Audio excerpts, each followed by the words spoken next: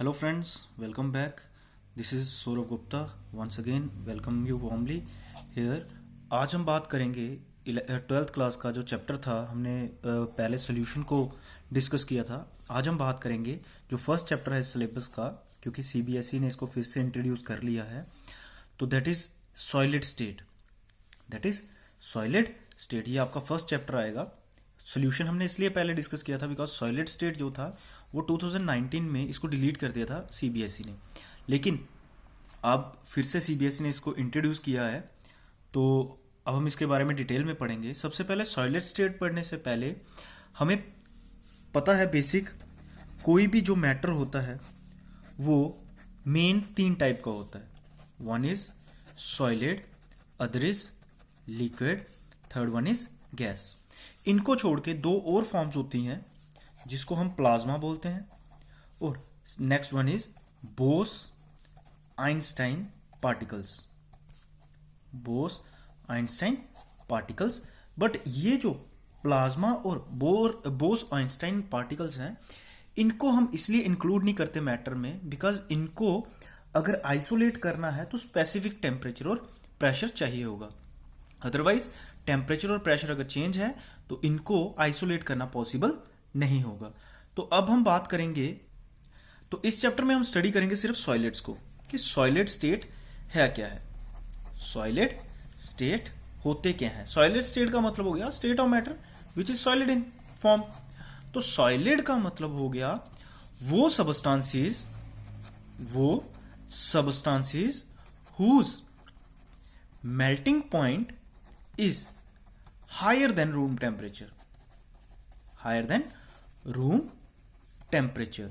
मतलब वो सबस्टांसेस जो रूम टेम्परेचर के अबव टेम्परेचर पे जाके मेल्ट होते हैं.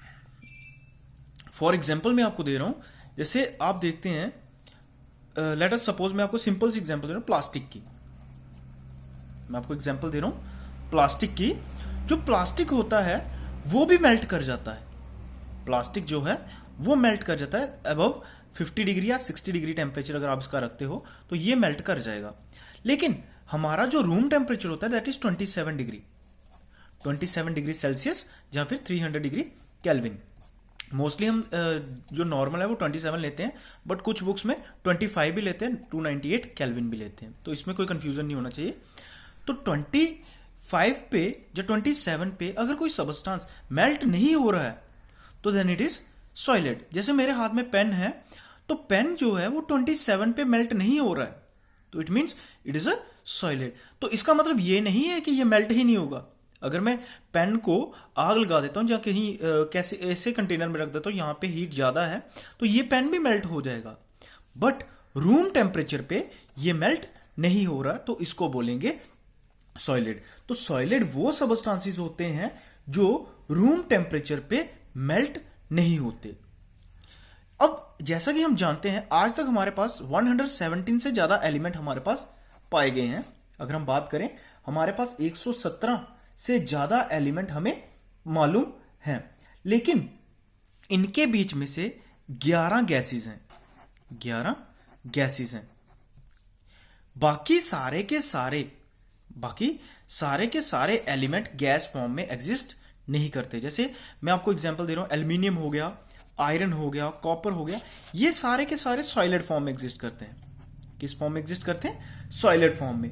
अब कुछ सॉलिड जो होते हैं वो उनको बोलते हैं HTSC और कुछ को बोलते हैं LTSC. ये क्या होता है? सुपर कंडक्टिविटी जो शो करते हैं. कुछ लो टेम्परेचर पे शो करते हैं, कुछ हाई टेम्परेचर पे, तो इसको बोलेंगे हाई टेम्परेचर सुपर कंडक्टिविटी. और कुछ ऐसे होंगे जो लो टेम्परेचर पे दिखाएंगे, low temperature super conductivity. More over, जब हम बात करें सारे के सारे मेटल्स की बात करते हैं, अगर हम मेटल जितने भी हैं सारे के सारे सॉलिड्स हैं, एक्सेप्ट वन इज मरकरी को छोड़ के जितने मेटल्स हैं सारे के सारे सॉलिड्स हैं. मरकरी को छोड़ के हो गया. जैसे आप किसी भी मेटल की बात करते हो, मरकरी जो है वो लिक्विड फॉर्म में होता है. मरकरी आपने देखा होगा थर्मोमीटर में प्रेजेंट होता है. तो मरकरी को छोड़ के जितने भी मेटल्स हैं वो सारे के सारे सॉलिड फॉर्म में एग्जिस्ट करते हैं. अब हम बात करते हैं जनरल कैरेक्टरिस्टिक्स मतलब जनरल प्रॉपर्टीज क्या होती है सॉलिड में, ये हम वो प्रॉपर्टीज स्टडी करेंगे जो आप 9th 10th में आप पढ़ते आए हैं, इवन 8th 7th में भी पढ़ते हैं सॉलिड्स के बारे में। जब साइंस हमारी शुरू होती है तो वो सॉलिड से ही शुरू होती है, सॉलिड लिक्विड एंड गैस। जब भी हम साइंस पढ़ना शुरू करते हैं वो मैटर से स्टार्ट होती है, तो मैटर के बीच में सबसे पहले हम सॉलिड को पढ़ते हैं। तो सॉलिड की पहली प्रॉपर्टी आ जाती है, ये रिजिड होते हैं and have definite shape, and have definite shape. जैसे कि हम बोल रहे हैं रिजिड का मतलब हो गया सख्त, कि ये हार्ड होते हैं, रिजिड होते हैं, इनको दबाना पॉसिबल नहीं है। And definite shape, definite shape का मतलब हो गया इनकी एक डेफिनेट शेप होगी, इनकी अपनी खुद की शेप होगी। अगर मैं पेन की बात करूं इसकी एक डेफिनेट शेप है, लेकिन अगर मैं लिक्विड की बात करता हूं, लिक्विड की कोई भी अपनी शेप नहीं होती। अगर आप पानी को बॉटल में डालते हो तो वो बॉटल की शेप ले लेगा, अगर आप उसको बाउल में डालते हो बाउल की शेप ले लेगा। लेकिन सॉलिड जितने भी हैं वो उनकी अपनी एक शेप होती है, उनकी अपनी एक शेप होती है। तो सेकंड पॉइंट आ गया inter molecular spacing. Inter molecular spacing less होती है सॉलिड्स के बीच में, बट इंटर मॉलिक्यूलर फोर्सेस मोर होती है। इंटरमॉलिक्यूलर स्पेसिंग क्या हो गया, जैसे सॉलिड्स के बीच में जो पार्टिकल्स हैं उनके बीच में डिस्टेंस कम होगा। मॉलिक्यूल एंड मॉलिक्यूल, दो मॉलिक्यूल के बीच का जो डिस्टेंस होता है उसको बोलते हैं इंटरमॉलिक्यूलर डिस्टेंस या फिर इंटरमॉलिक्यूलर स्पेसिंग। अगर हमने कूलम लॉ पढ़ा हुआ, कूलम लॉ बोलता है force is directly proportional to Q1 Q2 upon R square. अगर डिस्टेंस ज्यादा होगा तो फोर्स कम होगी, और यहां पे डिस्टेंस कम है तो फोर्स ज्यादा होगी। तो सेकंड प्रॉपर्टीज की ये आती है, इंटरमॉलिक्यूलर जो इनके बीच में स्पेसिंग है वो कम है, इसलिए इंटरमॉलिक्यूलर जो फोर्स है वो ज्यादा होगी। तो थर्ड वन है कि जो ये होते हैं इनकंप्रेसिबल। अब इनकंप्रेसिबल वर्ड का मतलब क्या होता है, कंप्रेस होता है जो प्रेस हो जाए, जिसको हम दबा सकते हैं। जैसे एक आप रबर बॉल लेते हो, रबर बॉल को आप प्रेस कर सकते हो, that is also solid but not the perfect solid. हम आगे पढ़ेंगे टाइप्स ऑफ सॉलिड की। तो जो ऐसी चीज, जैसे आप किसी बॉटल में पानी भरते हो तो आप उसको कंप्रेस कर सकते हो, तो पानी को आप कंप्रेस कर सकते हो, this is not the solid. तो सॉलिड जो होंगे उनको कंप्रेस करना पॉसिबल नहीं होगा, कि उनको आप कंप्रेस नहीं कर पाएंगे। नेक्स्ट वन है, जो सॉलिड्स का वॉल्यूम होगा वो एक डेफिनेट वॉल्यूम होगा। सॉलिड का वॉल्यूम एक डेफिनेट होगा, independent of size and shape. कहता जो सॉलिड्स का वॉल्यूम होगा वो इंडिपेंडेंट होगा साइज और शेप की। ये मैटर नहीं करेगा कि सॉलिड का साइज कितना है और शेप कैसी है, ये उस पर मैटर नहीं करेगा। इनका वॉल्यूम जो होगा एक परफेक्ट वॉल्यूम होगा।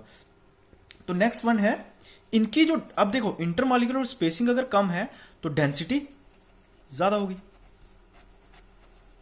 डेंसिटी ज्यादा होगी। क्यों? क्योंकि डेंसिटी होती है mass upon volume, density equal to mass upon volume. अगर इंटरमॉलिक्यूलर स्पेसिंग कम है तो वॉल्यूम ज्यादा होगा, अगर वॉल्यूम ज्यादा होगा तो जो डेंसिटी कम होगी। लेकिन सॉलिड के केस में क्या होता है, इंटरमॉलिक्यूलर स्पेसिंग कम होती है जिसकी वजह से वॉल्यूम ज्यादा होता है। अगर वॉल्यूम ज्यादा होगा तो जो वॉल्यूम कम होगा तो डेंसिटी ज्यादा होगी। तो ये है इसकी। तो नेक्स्ट प्रॉपर्टी आप देख सकते हो, डिफ्यूजन ऑफ जब पार्टिकल्स इज नेग्लिजिबल, कि जो नेग्लिजिबल कि जो डिफ्यूजन ऑफ पार्टिकल का मतलब हो गया कि जो सॉलिड्स में पार्टिकल्स हैं वो अपनी जगह से मूव नहीं कर रहे होते, बिल्कुल स्लाइटली मूव कर रहे होते हैं, जिसकी वजह से इसकी डिफ्यूजन को हम नेग्लिजिबल लेते हैं। तो सॉलिड्स को अगर हम एक लाइन में सॉलिड्स को डिफाइन करना हो तो हम ऐसा बोल सकते हैं, वो सबस्टांसेस जिनके बीच में रेगुलर अरेंजमेंट या फिर जिनके बीच में क्लोज पैकिंग हो, क्लोज्ड पैकिंग ऑफ सबस्टांसेस जब पार्टिकल्स, वो सबस्टांसेस जिनके बीच में पार्टिकल्स जो हैं क्लोजली पैक्ड हैं एंड स्ट्रांगली हेल्ड हेल्ड, उनको बोलेंगे सॉलिड्स। मतलब वो सबस्टांसेस जिनके बीच में पार्टिकल्स जो हैं क्लोज हैं, एक दूसरे के पास पास हैं और एक दूसरे ने हेल्ड किया हुआ है वह स्ट्रॉन्गर फोर्सेस, इनको बोलेंगे सॉलिड्स। तो अभी तक हमने स्टडी किया सॉलिड्स क्या होते हैं, सॉलिड्स की प्रॉपर्टी। ये बिल्कुल जनरल इंट्रोडक्शन था जो आप 9th-10th क्लास में पढ़ते आए हैं। अब हम पढ़ेंगे classification of solids. Classification of solids की, सॉलिड्स की क्लासिफिकेशन क्या होती है। देखो, क्लासिफिकेशन का मतलब हो गया कि इसको कितनी क्लास में बांटा गया है। तो क्लासिफिकेशन अलग अलग सेंस में डिफाइन करते हैं। तो classification on the basis of intermolecular forces भी हो सकता है कि क्या सॉलिड्स के बीच में फोर्सेस कैसी हैं। अगर स्ट्रॉन्ग फोर्सेस हैं उनको एक साइड पे कर दो, वीक फोर्सेस हैं उनको एक क्लास में डिवाइड कर दो, एक ये है। दूसरी क्लासिफिकेशन ये है on the basis of arrangement of atoms. Arrangement of atoms की, क्या एटम्स का अरेंजमेंट किस तरह का है। अगर तो अरेंजमेंट सेम है तो उसको एक टाइप में कर दो, अगर अरेंजमेंट डिफरेंट है उसको दूसरी टाइप में कर दो। ये हम सॉलिड्स की क्लासिफिकेशन आगे पढ़ेंगे। और भी बहुत सारी क्लासिफिकेशन होती है, जैसे मैग्नेटिक प्रॉपर्टी के बेसिस पे क्लासिफाई कर देंगे, इलेक्ट्रिकल प्रॉपर्टी के बेसिस पे क्लासिफाई कर देंगे, डाइलेक्ट्रिक प्रॉपर्टीज के बेसिस पे क्लासिफाई कर देंगे। तो सबसे पहले हम बेसिक जो इसकी क्लासिफिकेशन पढ़ेंगे।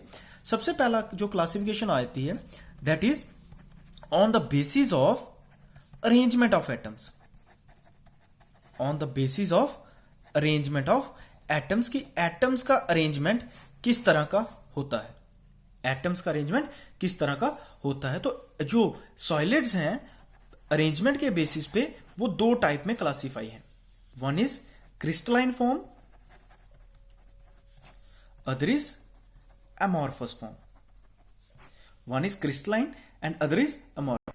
देखो, क्रिस्टलाइन फॉर्म को समटाइम क्रिस्टल भी बोलते हैं, समटाइम क्रिस्टल।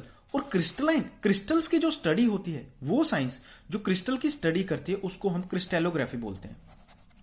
उसको हम क्या बोलते हैं, क्रिस्टेलोग्राफी। ये वन वर्ड सब्स्टिट्यूशन आप बोल सकते हो, या फिर ऑब्जेक्टिव टाइप में आपको हेल्प करेगा। तो सॉलिड्स जो हैं वो दो टाइप के होते हैं on the basis of arrangement of atoms. One is crystalline form, other is amorphous form. Amorphous को सीडो सॉलिड्स भी बोलते हैं।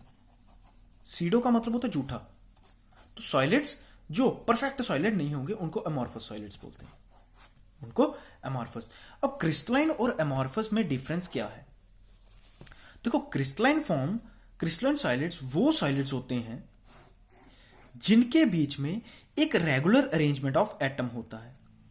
रेगुलर अरेंजमेंट का मतलब हो गया, अगर लेट अस सपोज पार्टिकल 1 है, 2 है, 3, 4, 5, 6, अगर अ नंबर ऑफ पार्टिकल्स हैं, इनके बीच में जितना डिस्टेंस 1 से लेकर 2 तक होगा, इतना ही 2 से लेकर 3 तक होगा, इतना ही 3 से लेकर 4 तक, और 4 से लेकर 5 तक भी इतना, और 1 से लेकर 6 तक इतना।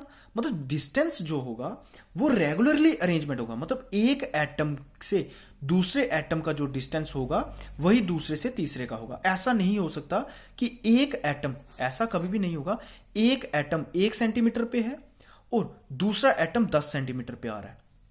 ऐसा कभी भी पॉसिबल नहीं होगा। रेगुलर अरेंजमेंट होगा। रेगुलर अरेंजमेंट का मतलब जितना आप, अगर यहां से 1 सेंटीमीटर मूव करते हो, एक एटम है तो उसके 1 सेंटीमीटर मूव करने के बाद नेक्स्ट एटम आना चाहिए। इसको बोलते हैं regular arrangement of atom.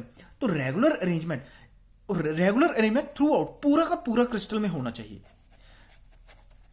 Regular arrangement of atom in overall solid. मतलब पूरे के पूरे सॉलिड में अगर रेगुलर अरेंजमेंट है एटम का, मतलब एक एटम, अगर जैसे आप मैं आपको कॉमन सी एग्जांपल देता हूं। जैसे आप असेंबली में खड़े होते हैं, आपकी स्कूल असेंबली होती है, वहां पे आप क्या करते हो, आपकी असेंबली में एक बच्चा ऐसे खड़ा होता है, उसके 1 आर्म डिस्टेंस पे दूसरा खड़ा होता है, उसके बाद तीसरा खड़ा होता है, चौथा एंड 5वां। फिर अगर यहां पे 1 आर्म डिस्टेंस ले तो यहां पे एक और होता है, फिर यहां पे इस तरह से अरेंजमेंट। तो इसको ऑर्डरली अरेंजमेंट बोलते हैं, इसको रेगुलर अरेंजमेंट बोलते हैं कि 1 आर्म डिस्टेंस पे इसके इधर भी एटम होगा और इधर भी एटम होगा। तो इसको बोलेंगे ऑर्डरली अरेंजमेंट, इसको बोलेंगे रेगुलर अरेंजमेंट या फिर ऑर्डरली अरेंजमेंट। लेकिन जो अमॉर्फस होता है उसमें ऑर्डरली अरेंजमेंट नहीं होता। हो सकता है एक एटम 1 सेंटीमीटर पे हो और दूसरा एटम 5 सेंटीमीटर पे हो, नेक्स्ट वाला एटम 5 सेंटीमीटर। तो जब रेगुलर अरेंजमेंट नहीं होगा उसको अमॉर्फस बोलेंगे, अगर रेगुलर अरेंजमेंट है उसको क्रिस्टलाइन बोलेंगे। तो दोनों के बीच में जो बेसिक डिफरेंस है वो यही है कि क्रिस्टलाइन और अमॉर्फस सॉलिड में, जो क्रिस्टलाइन सॉलिड्स होते हैं उनमें जो अरेंजमेंट ऑफ एटम होता है वो रेगुलर होता है, मतलब एक डेफिनेट अरेंजमेंट होगा। लेकिन अगर उनकी बात की जाए अमॉर्फस में, वहां पे एक रेगुलर अरेंजमेंट नहीं होगा। क्रिस्टलाइन में अगर आप अरेंजमेंट को रिपीट करते जाते हैं तो पूरा का पूरा क्रिस्टल बन जाएगा। जैसे यहां से यहां जा रहा हूं, उसके बाद यहां जा रहा हूं, अगर मैं पूरी की पूरी सीक्वेंस को फॉलो करता जाऊं तो पूरा का पूरा मेरे पास क्रिस्टल आ जाएगा। तो इनको लॉन्ग रेंज ऑर्डर भी बोलते हैं। लॉन्ग रेंज ऑर्डर हो गया जो लंबे डिस्टेंस तक, लंबी रेंज तक ऑर्डरली अरेंजमेंट दिखाते जाए उनको लॉन्ग रेंज, और इनको शॉर्ट रेंज ऑर्डर भी बोलते हैं, शॉर्ट रेंज ऑर्डरली सॉलिड्स। तो ये इनका बेसिक डिफरेंस है। अभी और भी डिफरेंस स्टडी करेंगे, लेकिन इनके बीच में जो बेसिक डिफरेंस है वो ये है, क्रिस्टलाइन में जो डेफिनेट जो अरेंजमेंट है, रेगुलर अरेंजमेंट है, वो एटम का होता है। लेकिन अमॉर्फस में इरेगुलर अरेंजमेंट, अगर रेगुलरिटी दिखाता भी है अमॉर्फस में, लेट अस सपोज ये कुछ पार्ट में रेगुलरिटी दिखाता है, बट पूरे के पूरे सॉलिड में रेगुलरिटी नहीं दिखा सकता है। हो सकता है कुछ फ्रैक्शन ऑफ पार्ट में ये रेगुलरिटी दिखाए, लेकिन पूरे के पूरे सबस्टांस में ये रेगुलरिटी नहीं दिखाता है। अब हम बात करेंगे जो 12th क्लास के सिलेबस में इंपॉर्टेंट क्वेश्चन है कि क्रिस्टलाइन और अमॉर्फस में डिफरेंस क्या होता है। आखिर क्या डिफरेंस है क्रिस्टलाइन सॉलिड्स और अमॉर्फस सॉलिड में। तो मैं आपको दोनों के बीच में पॉइंट्स में बता देता हूं, सो दैट आपको याद करना भी इजी हो जाए और आपके लिए बेनिफिशियल भी होगा, क्योंकि जब आप डिफरेंस में याद करते हैं तो आपको याद रहता है कि इतने पॉइंट्स थे, तो आप उनको रिमेंबर कर सकते हैं। अगर पैराग्राफ में लिखेंगे तो हो सकता है स्किप हो जाए 1-2 लाइन। तो मैं आपको सबसे मतलब पॉइंट स्टेप बाय स्टेप करवाऊंगा तो इजी हो जाएगा। तो सबसे पहला स्टेप है, अब हम बेसिक लेते हैं। सबसे पहला, क्रिस्टलाइन और अमॉर्फस में ये डिफरेंस है कि क्रिस्टलाइन में जो अरेंजमेंट ऑफ एटम होता है वो रेगुलर होता है। ये हमने अभी पढ़ा कि रेगुलर अरेंजमेंट ऑफ एटम्स। लेकिन अमॉर्फस में, अमॉर्फस का मतलब ही होता है, अमॉर्फस वर्ड का मतलब ये होता है नो फॉर्म, कि इनकी कोई भी फॉर्म नहीं होती। इनके बीच में do not have regular arrangement of atoms, कि इनके बीच में रेगुलर अरेंजमेंट ऑफ एटम नहीं होता। कि क्रिस्टलाइन के बीच में जो एटम्स का अरेंजमेंट होगा वो एक ऑर्डरली अरेंजमेंट होगा। ऑर्डरली का मतलब कि सेम डिस्टेंस के बाद ये रिपीट करेगा हर एक, लेट अस सपोज जितना डिस्टेंस यहां से है वहां पे एटम आ रहा है, सेम डिस्टेंस पे एक और, नेक्स्ट एक। अगर हम इस तरफ मूव करते हैं तो हर एक साइड पे आपको एक एटम अपीयर होगा आफ्टर अ रेगुलर इंटरवल। लेकिन अमॉर्फस में ऐसा नहीं होता। दूसरा पॉइंट है, देखिए अगर इनके बीच में रेगुलर अरेंजमेंट नहीं है, अगर क्रिस्टलाइन के बीच में रेगुलर अरेंजमेंट है तो ऐसा बोल सकते हैं इनकी जो शेप होगी that is definite shape, that is definite shape. लेकिन अमॉर्फस में जो है उनकी जो शेप है वो इरेगुलर शेप होगी। इरेगुलर शेप का मतलब हो गया उनकी कोई भी डेफिनेट शेप नहीं होगी। क्लियर। तीसरा पॉइंट बोलता है कि जो क्रिस्टलाइन सॉलिड्स हैं इनको ट्रू सॉलिड्स बोला जाता है। ट्रू सॉलिड्स क्यों बोला जाता है? बिकॉज इनके बीच में जो अरेंजमेंट है दैट इज ट्रू।